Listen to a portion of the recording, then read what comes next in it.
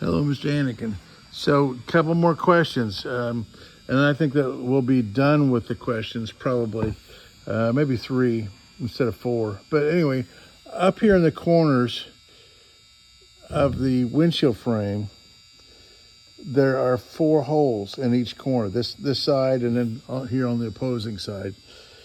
And it looks like there might have been some kind of a bracket up here. 4 in the center too. Huh? 4 in the center too. 4 in the center as well? Okay, 4 in the center as well, okay. So it looks like there might have been some kind of a bracket at one point in time.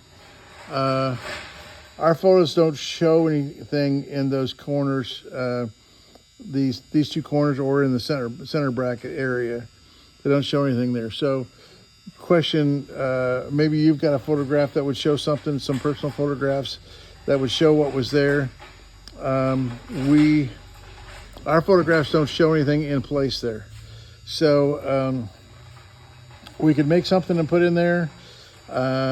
We could put some screws in the holes so they look like they're supposed to be doing something, or we can leave the holes alone. So just wanted to get your input on that. Secondly, on the windshield wiper, it goes up here on this top of the windshield.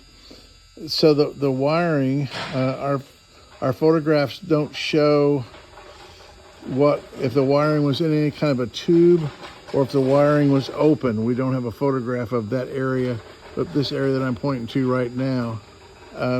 So we can put the wire in a chrome-plated tube that's about 3/8 of an inch in diameter, and we'd have a tube that comes up from the deck and comes up to the top, and then we would have the wires would be exposed in the corner, and then we would come on over here with a tube and then wire into your new windshield wiper motor. So tell me how you'd like to have that, or tell me how that was done. Describe to me how that was done. That would be great.